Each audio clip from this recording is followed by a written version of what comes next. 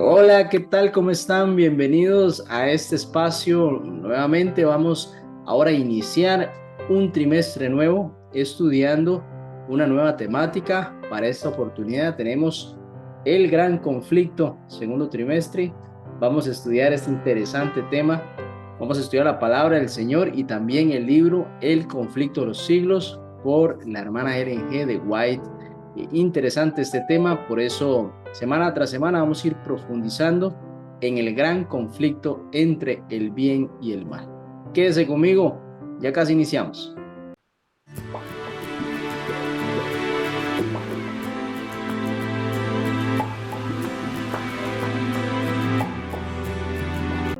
Aquí de regreso vamos a iniciar con una oración, acompáñeme. Padre Santo, gracias te damos una nueva oportunidad, un nuevo trimestre, nos da la vida para empezar a estudiar tu palabra sobre una temática muy importante, muy interesante y fascinante como es el gran conflicto. Gracias te damos, Señor, por esta hermosa oportunidad. Pedimos, rogamos tu Santo Espíritu sea con nosotros para aprender cada vez más de tu palabra. En el nombre de Jesús. Amén. Bien, familia, vamos a repasar el texto a memorizar. Ese lo encontramos en Apocalipsis capítulo 12 y versículos 7 y 8. Dice así la palabra del Señor. Ahí en su pantalla también me puede acompañar. Hubo una gran batalla en el cielo. Miguel y sus ángeles combatieron contra el dragón, y el dragón y sus ángeles combatieron, pero estos no prevalecieron, ni se halló más lugar para ellos en el cielo. Ahí está haciendo una descripción breve de un momento en el cual en el cielo hubo un gran conflicto. Allí inició una batalla importante, pues habla acerca de Miguel, también sus ángeles, y estos combatieron contra el dragón. Podemos saber con certeza quién es el dragón, la serpiente antigua, llamada Satanás. Y ese dragón y sus ángeles entonces también combatieron, pero dice que ellos no prevalecieron en esa batalla. Podemos decir los malos, no prevalecieron en esa batalla. Ni se halló entonces más lugar para ellos en el cielo. Así que fueron expulsados. Así termina después el capítulo 12 hablando de ese momento en la historia del universo donde se hizo esa gran batalla, ¿no? Esa gran batalla en la cual vemos dos bandos claramente. Y bueno, la lección nos habla acerca de unas reflexiones, unas preguntas que podemos hacernos los seres humanos al ver tanta maldad en el planeta en el que vivimos. Solo allí en su barrio cerca, usted sabe de un problema grande, usted sabe de la maldad de los seres humanos, usted sabe del comportamiento que los seres humanos tienen contra otras personas, asaltos, robos, homicidios, inclusive enfermedades en seres inocentes. Y uno se puede hacer la pregunta, ¿por qué si Dios es tan bueno, entonces este mundo es tan malo? ¿Sí? ¿Qué si Dios es tan bueno, permite que tanta cosa de maldad suceda y tantos seres inocentes se vean también afectados por esa maldad? ¿Cómo entonces un Dios de amor podría permitir que esa maldad inclusive prolifere, avance, crezca? ¿Por qué pasan cosas malas a la gente buena? Son preguntas muy lógicas de hacer. Las haría hasta un niño pensando y analizando, viendo cómo le puede pasar algo a una persona o inclusive a este niño le puede pasar algo malo y hacerse esa pregunta. ¿Por qué si Dios es un Dios de amor pasan esas cosas? Entonces, en esta semana la lección pretende adentrarse en ese conflicto milenario entre el bien y el mal, porque si existe el bien, entendemos que existe el mal en este espacio de la historia en el cual usted y yo vivimos y vemos que eso está inclusive desde antes de la creación de la tierra, antes de que usted y yo existiéramos, ya había una batalla entre el bien y el mal, hubo una batalla entre el bien y el mal. Ahí comenzamos entonces con la rebelión de este ser celestial llamado Lucifer. Eso sucedió en el cielo. Y entonces vamos a examinar ese origen del mal y la paciencia que Dios tuvo para con este ser también y afrontar el problema serio del pecado. Pues vemos que allá en el cielo ya existía o se generó este problema antes que inclusive se diese aquí en la tierra. Sabemos que la naturaleza misma de Dios es amor. Primera de Juan capítulo 4, versículos 7 al 8 dice el apóstol Juan, amados, amémonos unos a otros porque el amor es de Dios. Todo aquel que ama es nacido de Dios y conoce a Dios. Entonces, todos los actos de Dios son amorosos. Jeremías 31:3 nos dice, Jehová se manifestó a mí hace ya mucho tiempo, diciendo, con amor eterno yo te he amado. Por tanto, te prolongué mi misericordia. Por allá algunas personas han dicho que el Dios del Antiguo Testamento no es el mismo Dios del Nuevo Testamento. Pues se equivocan. Muchas declaraciones, constantes declaraciones de la misericordia de Dios son manifestadas en el Antiguo Testamento. Aquí un ejemplo de ellos, Jeremías. Y bien dice acá, el amor nunca puede ser forzado, no puede ser coaccionado ni tampoco legislado. La señora White lo expresa muy bien al escribir, el amor se despierta únicamente por el amor. Esto en el deseado de todas las gentes, la página 22. Así entonces, negar el poder de la decisión para un ser que utiliza la razón en realidad es destruir la capacidad de amar. La pregunta que se hacen las personas, ¿por qué Dios creó a un ser que hizo tanto mal como Lucifer? Dios no creó a un ser maligno, Dios creó a un ser con la capacidad de decidir. Y esa paciencia de Dios que no entendemos nosotros los seres humanos, es la que al final va a resolver el pecado de la mejor manera, de la manera que se debe de hacer, combatiéndola con amor. Y el amor necesita de la paciencia. Así que Dios es paciente. Por eso dice la palabra también, Dios es paciente y no quiere que nadie se pierda. ¿Cómo nosotros podemos entender eso después de tanta maldad que hay en el mundo? Bueno, Dios desea que todos vengan al arrepentimiento. Así que también la lección de esta semana se va a basar en el libro El conflicto de los siglos y veremos los capítulos allí, 29 y 30.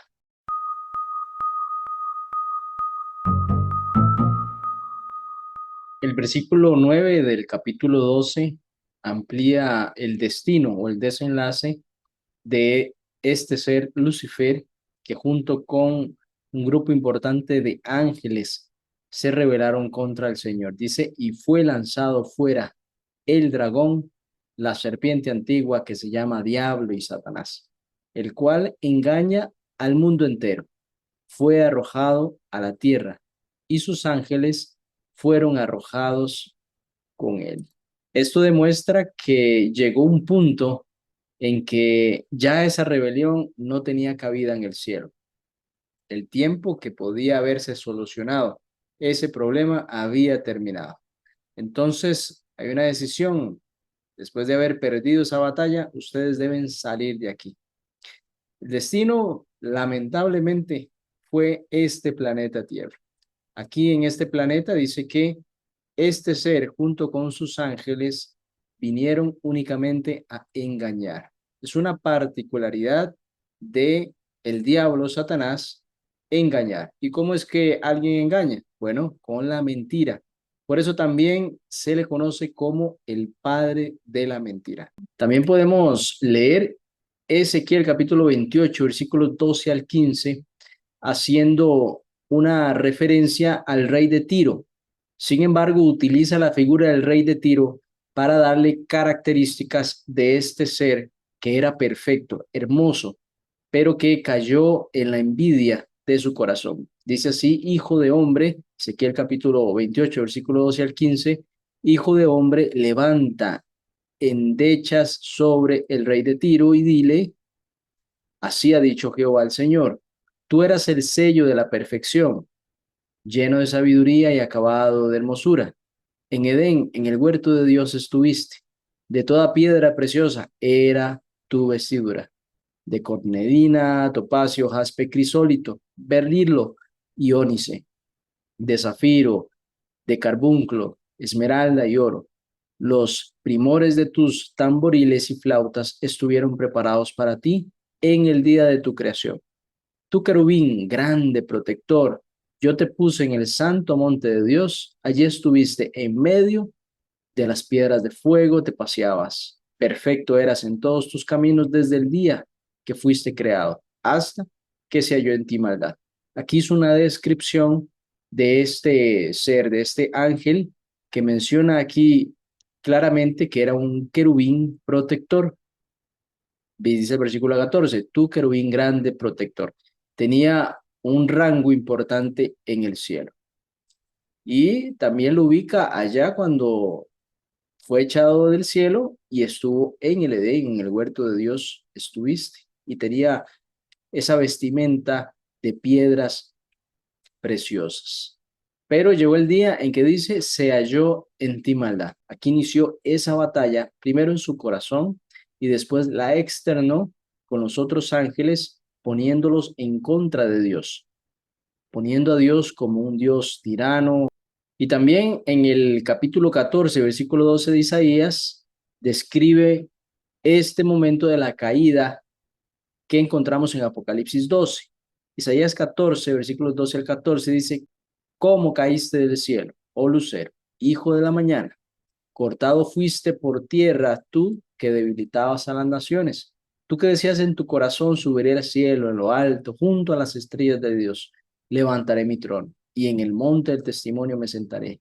A los lados del norte, sobre las alturas de las nubes subiré y seré semejante al Altísimo. Vea qué interesante. Yo una vez hice esta reflexión. Yo debo de querer parecerme a Dios. Ese es el objetivo del cristiano, ¿no le parece? Querer ser perfecto como Dios. De hecho, Cristo lo dijo, sed perfectos como mi Padre en el cielo es perfecto. ¿Cuál es la diferencia con respecto a esta descripción de decir, y seré semejante al Altísimo?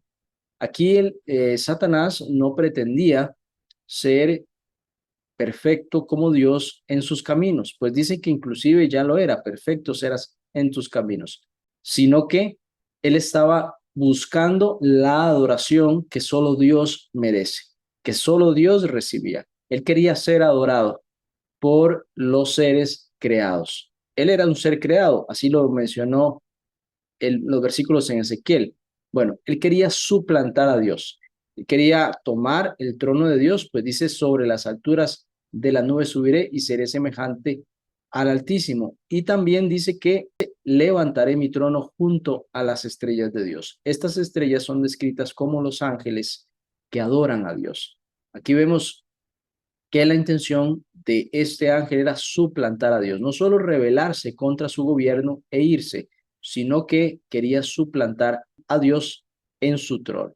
Y en realidad no hay una explicación lógica que usted y yo pudiéramos tener, el pensar cómo este ser perfecto, teniendo ese puesto allá en el cielo, estando junto al trono de Dios, adorando a Dios, siendo parte de las huestes celestiales, pudo sentir esa envidia, cometer ese pecado y continuar con esa rebelión. Eso es un misterio, es el misterio de la iniquidad.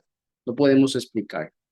Lucifer fue un ser creado y llegó a querer la adoración que solo le pertenecía a su creador. Intentó entonces usurpar el trono de Dios y pues poniendo en duda la autoridad de Dios mismo para con otros seres, llevándolos al engaño, al convencimiento de sus propias ideas, haciendo sus propios tratos. Dios soportó a Lucifer, Dios es omnisapiente, sabía lo que Lucifer estaba planeando, sin embargo, lo soportó, sin embargo, no podía permitir que echara a perder todo el cielo con sus declaraciones y sus engaños para con todos los seres que allí estaban. Además que, como entendemos, se dio esa gran batalla y terminó perdiéndola y siendo echado del cielo. En el conflicto de los siglos, página 485, dice lo siguiente: los concilios celestiales rogaron a Lucifer. El Hijo de Dios le hizo presentes la grandeza, la bondad y la justicia del Creador y la naturaleza sagrada e inmutable de su ley. Dios mismo había establecido el orden del cielo y Lucifer, al apartarse de él, iba a deshonrar a su Creador y a traer la ruina sobre sí mismo. Pero la amonestación dada con un espíritu de amor y misericordia infinitos solo despertó espíritu de resistencia. Conflicto de los siglos, página 485. Vean que aquí inclusive con este comentario el espíritu profecía trató de hacerle ver a Lucifer que su actuación era la incorrecta y que lo iba a llevar a su propia ruina. ¿Qué lecciones entonces, mis queridos, podemos extraer acerca del carácter de Dios al hacer frente al mal? Yo aquí puedo extraer una palabra, es paciencia. Fue paciente. El amor refleja la paciencia, es fruto del Espíritu Santo.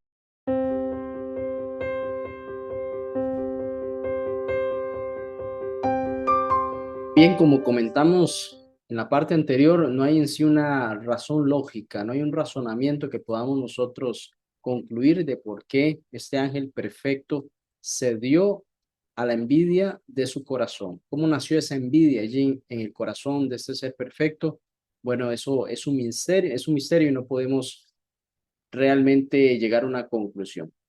Podemos sí decir que el orgullo de Satanás maduró en abierta rebelión, es decir, a partir de un sentimiento, en lugar de aplacarlo, de no proseguir con esos sentimientos, con ese deseo, con esos planes ocultos, aquí vemos que el enemigo sí continuó madurando esa idea y no solo dejarla ahí en su corazón y querer actuar él solo, sino que vio la oportunidad de convencer a gran cantidad de ángeles. Dice la palabra que hizo tratos con esos ángeles, posiblemente les ofrecía algún tipo de posición que en ese momento no tuviesen o algún tipo de regalo que pues vieron atractivo. Estos ángeles fueron engañados y fueron arrastrados con la mentira que Satanás estaba formulando allí en el cielo. Estaba acusando a Dios de ser injusto, de ser tendencioso, que su ley era un capricho únicamente de Dios, y entonces así contagió a esos ángeles con dudas y acusaciones. Esto es muy importante también para nosotros, mis queridos hermanos. Vemos que aquí los ángeles también tuvieron esa oportunidad de decidir porque el enemigo llegó con estas declaraciones, con estas propuestas, pero ellos también pudieron haber rechazado, y sí lo hicieron, bastantes ángeles, pero otros decidieron albergar también esas intenciones, y eso también aplica en nuestro contexto terrenal, por supuesto también en el ámbito espiritual, de las influencias que pueden tener otras personas sobre nosotros. Quizá usted y yo estamos en el camino apropiado, estamos siendo sumisos, estamos siendo humildes, siendo guiados también por la iglesia de Cristo, y hay personas siempre allí metiendo una vocecita, queriendo generar dudas por cosas que tal vez ni existen, y nosotros debemos de ser firmes en la palabra y no caer en simples insinuaciones o tal vez en críticas sobre otras personas que tienen en este momento algún nivel de autoridad dentro de la iglesia.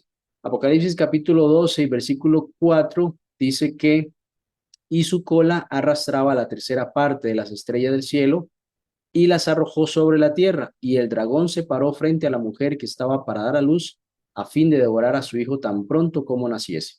Bueno, aquí vemos este versículo lleno de simbología. Bueno, esa cola tiene el significado de la mentira, así la Biblia también la define. La cola que está aquí se refiere a la mentira. Ese engaño arrastró a la tercera parte de las estrellas del cielo. Las estrellas del cielo son los ángeles y las arrojó sobre la tierra. Bueno, en el ámbito en el que usted y yo vivimos, el dragón, que es la serpiente antigua, Satanás, se paró frente a la mujer que estaba para dar a luz. Aquí está hablando ya en otro término de otro tiempo, justamente en el momento en el cual pues, Cristo iba a venir aquí a la tierra. Vemos como ya el dragón quería también enfrentar nuevamente a Jesús, que había perdido allá en el cielo, ahora quería enfrentarlo aquí en la tierra y pues aniquilar esa posibilidad de ceder el gobierno de esta tierra, que en ese momento el enemigo era el príncipe de este mundo, así lo llamaba Jesús,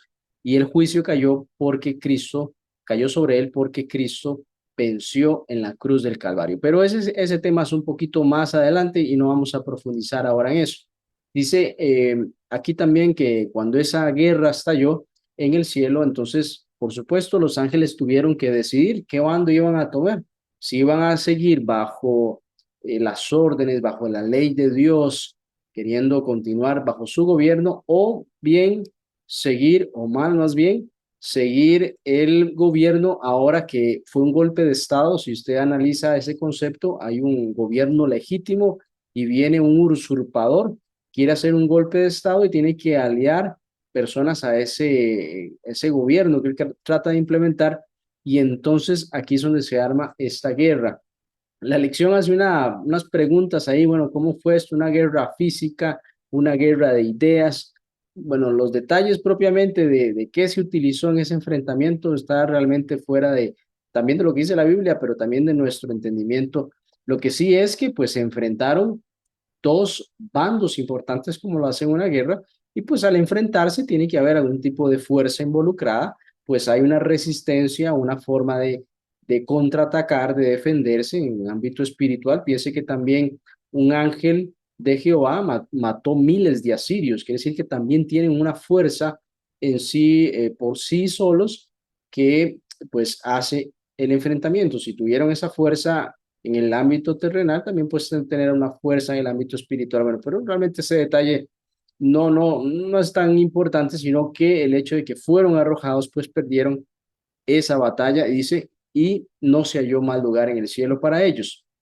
Esta, pues entonces, guerra, pues realmente incluye un ámbito de confrontación. Son seres espirituales, pero hay una confrontación allí que termina en una expulsión. Lo más importante de esta parte que estamos conversando no es tanto ese tema de enfrentamiento, sino el que estos ángeles tenían que decidir por Dios o iban a decidir por el enemigo. Yo desconozco qué tipo de trato pudo haber dado el enemigo en ese engaño a esos ángeles para que ellos no eligieran a Dios, conociendo lo poderoso que es Dios, esa luminosidad, esa gloria en la cual ellos estaban, el poder de creación que tuvo sobre ellos. Yo no puedo dimensionar qué engaño más tremendo tuvo que haber hecho el enemigo para que estos ángeles le siguieran. Pero bueno, tuvo éxito en alguna parte de ellos y fueron expulsados. También nosotros, mis queridos hermanos, porque tenemos esa capacidad de razonar, como también la tenían los ángeles, que quiere decir un poder de discernir entre si yo deseo una cosa o deseo la otra, o quiero seguir bajo los caminos de Dios o tomar la decisión de simplemente yo ser mi propio Dios, que al final es escoger por Satanás.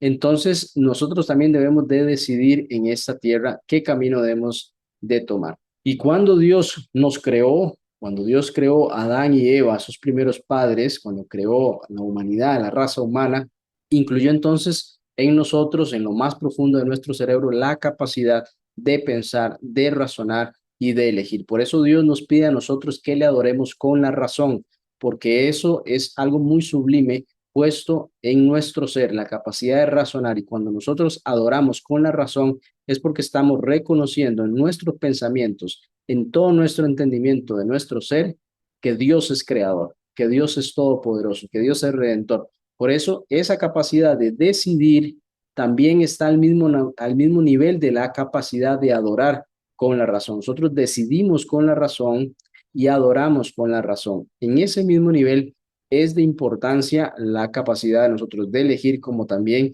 de adorar.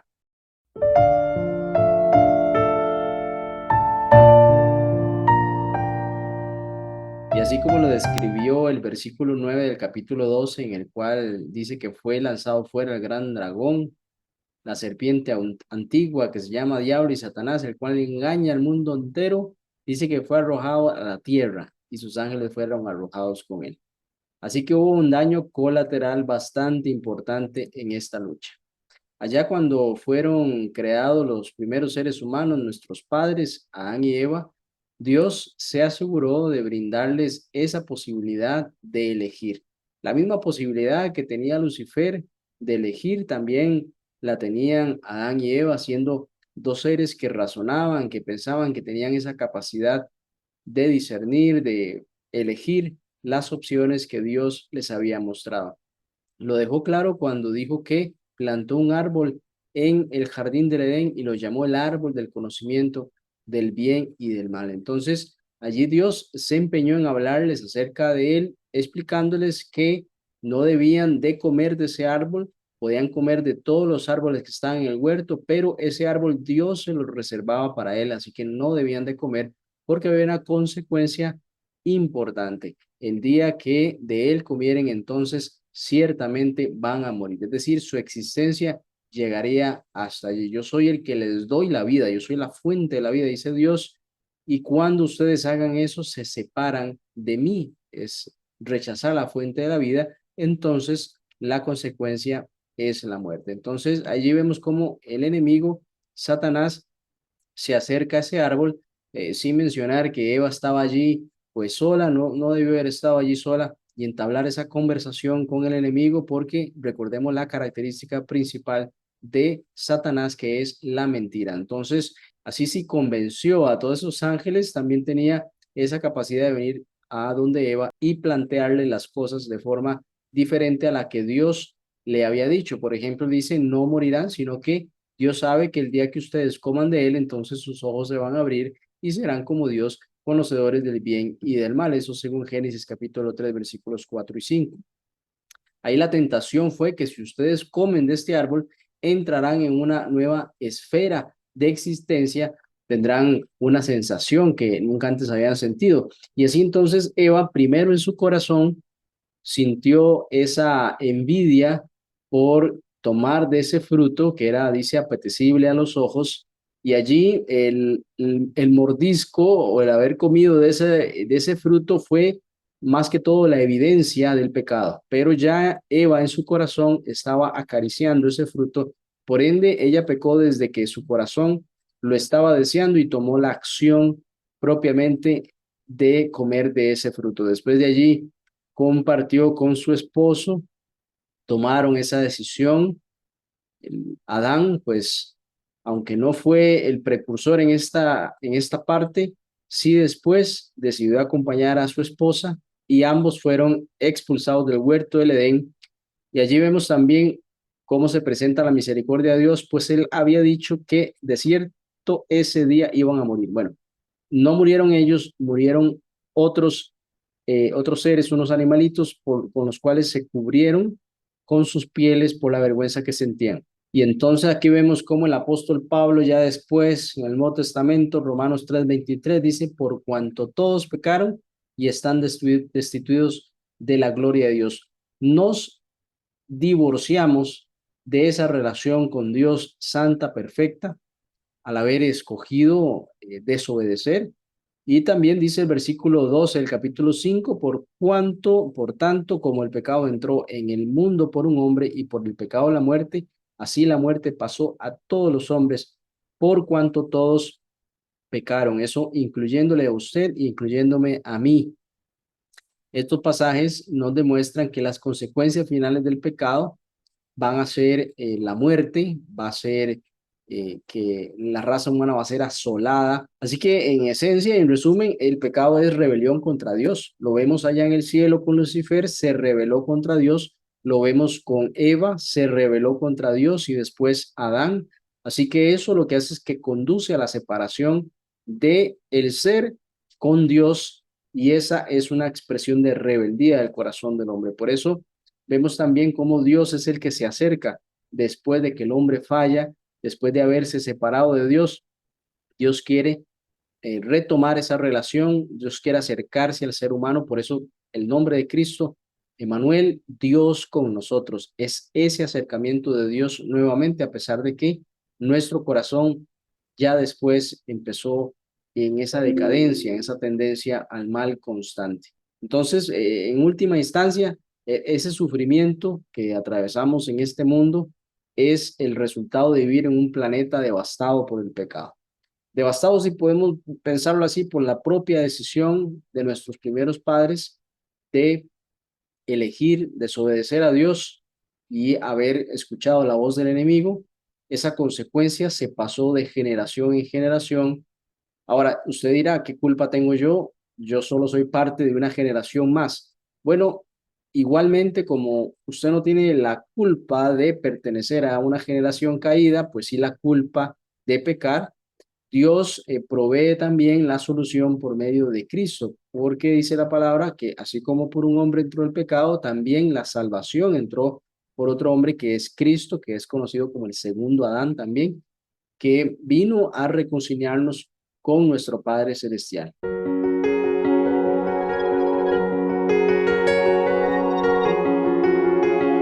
Ahora que ya el problema existía, un problema bastante serio, la muerte para el ser humano. El pecado había entrado a nuestro planeta, no solo allá en el cielo, donde se generó esa gran rebelión, sino que ahora también el pecado, la desobediencia, es presente en nuestro planeta. Es decir, fuimos rebeldes, así como Satanás fue rebelde. Por eso es que los seres humanos sin Dios, sin el sacrificio de Cristo, somos llamados hijos de ira. Tenemos que pasar de la familia de la ira a la familia del amor, de la luz. Y aquí entonces presenta a Dios la promesa que encontramos en Génesis 3:15. Es la primera promesa mesiánica que encontramos en la Biblia. Dice, y pondré enemistad entre ti y la mujer, es decir, entre la serpiente y la mujer, entre tu simiente, la de la serpiente, y la simiente suya. Esta te dirá en la cabeza y tú le dirás en el calcañar. Aquí lo que está representando es que va a haber una lucha constante a través de la historia entre Dios y Satanás. Tiene que llegar el Mesías, tiene que llegar el que va a solucionar el problema del ser humano. Así como por un hombre entró el pecado, por un hombre va a entrar la salvación. Cristo iba a venir como parte de uno de los hijos de las mujeres que iban a ir en la descendencia, generación tras generación, iban a esperar a este Mesías, que era el Mesías príncipe. Por supuesto, esta descendencia de la mujer iba a ser representada en Cristo. Gálatas 3:16 dice, ahora bien, a Abraham fueron hechas las promesas y a su simiente. No dice, y a las simientes como si hablase de muchos, sino como de uno, y a tu simiente, la cual es Cristo.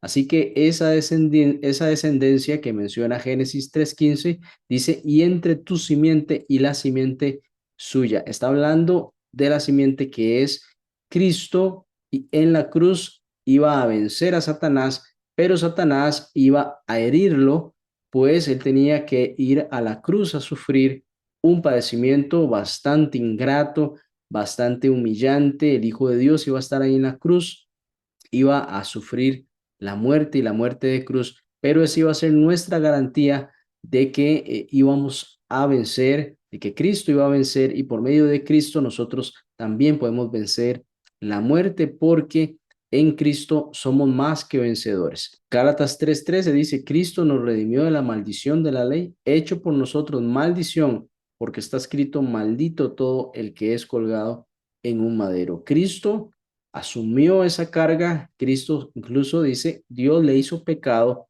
para que usted y yo pudiésemos salir airosos del juicio de Dios, siendo que Cristo nos representa y nosotros somos vestidos con la justicia, con los vestidos de Cristo. ¿Te has preguntado alguna vez si Dios te ama de verdad? Bueno, mira la cruz, mira la corona de espinas, mira los clavos, mira sus manos y sus pies, cada gota de sangre que Jesús derramó en la cruz del Calvario es una demostración de ese amor que Dios tiene para contigo. Dios te dice, te amo, no quiero estar en el cielo sin usted, no quiero estar en el cielo sin mí, dice Dios. Así que es una invitación de amor que nos hace Dios. Si hemos pecado, si hemos servido al enemigo, si no hemos dicho sí a Cristo, es el momento, es la oportunidad de reconocer ese hermoso sacrificio que Dios hizo en la cruz del Calvario por medio de su Hijo Cristo Jesús. Nunca más tendremos que entonces dudar de que somos seres amados cuando miremos la cruz del Calvario.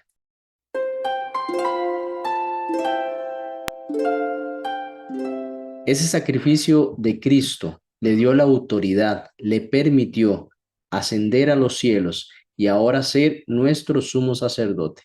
Primero Mesías, la simiente, y luego intercesor para con Dios y con la humanidad que acepte ese sacrificio. Así que nuestro Señor resucitado es nuestro gran sumo sacerdote, según Hebreos 4:15.